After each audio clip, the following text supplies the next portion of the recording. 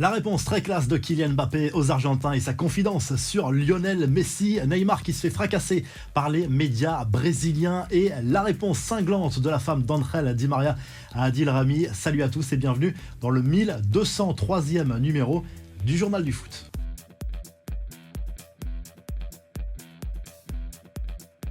Kylian Mbappé reste sur sa lancée du mondial au Qatar, inarrêtable et redoutable d'efficacité. C'est lui qui a offert la victoire au PSG mercredi soir lors de la 16e journée de Ligue 1 pour la reprise. Un succès 2-1 grâce à ce penalty inscrit dans le temps additionnel par l'international français qui a été ovationné toute la soirée par le Parc des Princes. Neymar, lui, a été expulsé pour la 5e fois de sa carrière en Ligue 1. Il s'agit tout simplement du total le plus élevé depuis 2017, l'année de son arrivée au Paris Saint-Germain. C'est assez surprenant comme statistique pour un joueur à son poste. D'ailleurs, ça lui vaut une petite polémique parce que Neymar a quitté le Parc des Princes avant même la fin de cette rencontre. Il est rentré au vestiaire et a quitté le stade du PSG avant la fin. Et Lionel Messi, lui, a assisté à cette dernière rencontre de l'année 2022 pour les Parisiens depuis son salon en Argentine, comme le montre ce poste de l'international argentin qui profite de ses derniers jours de vacances. Un coup d'œil sur le classement de cette Ligue 1 en attendant le match de Lens à Nice. Les Parisiens ont 8 points d'avance sur les 100 et or. Lyon est 8e de cette Ligue 1 après sa victoire à Brest. Lille et Monaco ont gagné également. Après le match, Kylian Mbappé s'est arrêté en zone mixte pour s'exprimer devant les médias. Il est revenu sur l'échec cruel en finale de la Coupe du Monde contre l'Argentine. Il reconnaît qu'il ne digérera jamais vraiment cet échec, mais cela ne l'empêchera pas de vouloir amener tous les trophées dans la capitale française. Interrogé sur les moqueries qu'il a subies lors des célébrations des joueurs de l'Argentine, sa réponse a été brève, sans polémique. Il explique que tout cela ne l'intéresse pas, il ne veut pas perdre son énergie dans des choses aussi futiles. Il s'est dit impatient d'ailleurs de retrouver Messi pour marquer et gagner des matchs avec Paris. D'ailleurs, il n'en veut pas à son coéquipier. J'ai discuté avec après le match, je l'ai félicité. C'était la quête d'une vie pour lui, pour moi aussi, mais j'ai échoué, donc il faut toujours rester beau joueur, a lâché l'attaquant parisien.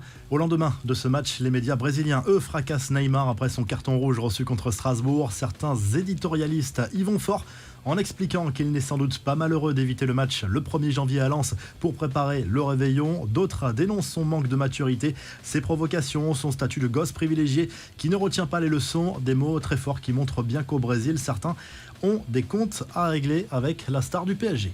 Tout cela nous amène aux infos et rumeurs du mercato. L'histoire d'amour continue entre Marco Verratti et le PSG. L'international italien a prolongé son contrat jusqu'en 2026 avec les champions de France. Il est arrivé il y a plus de 10 ans à Paris. Christophe Galtier s'est amusé de cette longévité en suggérant de franciser son prénom. On va peut-être l'appeler Marc à un moment. Marco est sûrement le meilleur joueur du monde à son poste. C'est une bonne nouvelle, a lâché le coach du PSG. Comme chaque 28 décembre, la presse espagnole a lâché quelques fausses rumeurs. C'est une tradition là-bas, comme un 1er avril en France. La presse catalane a par exemple évoqué un invraisemblable montage sur le transfert de Kylian Mbappé au FC Barcelone. Le Mundo Deportivo a laissé libre cours à son imagination en évoquant une brouille entre le Français et Lionel Messi comme un élément déclencheur.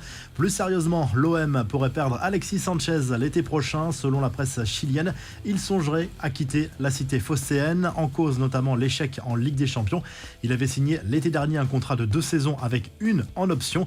Autre départ qui pourrait intervenir dès cet hiver, celui de Matteo Guendouzi. Selon l'équipe, l'OM aurait de très belles offres entre les mains pour le milieu de terrain qui a joué la Coupe du Monde avec les Bleus. Hendrick, lui, a expliqué pourquoi il avait choisi de signer au Real Madrid plutôt qu'au PSG ou ailleurs.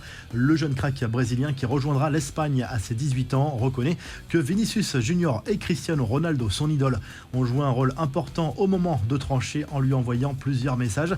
Et du côté d'Arsenal, on veut des renforts pour aller chercher le titre. Selon le Daily Mail, les Gunners ont bien contacté l'Atlético Madrid pour obtenir le prêt de Joao Félix. Le club espagnol ne le laissera pas partir à n'importe quel prix et demande la prise en charge intégrale de son salaire plus une indemnité de près de 9 millions d'euros. Chelsea et Manchester United sont aussi sur le coup.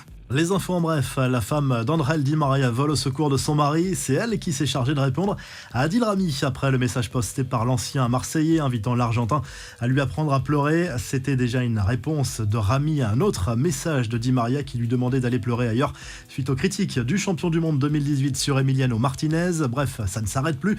Angel peut apprendre à pleurer, à s'occuper d'une femme comme un gentleman et à marquer des buts dans des finales. Très bonne année, génie, a lâché l'épouse de Di Maria sur les réseaux sociaux.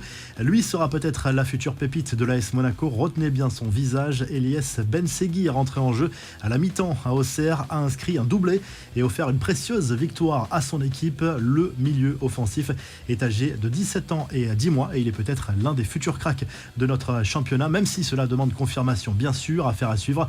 Enfin, les excuses d'une mamie qui fait scandale en Angleterre à cause d'une vidéo dans laquelle on la voit tenter de voler le maillot de Dan Burn, défenseur de Newcastle, dans les mains d'un enfant de 11 ans. Cette femme de 65 ans s'est excusée et avait visiblement un peu trop bu ce jour-là.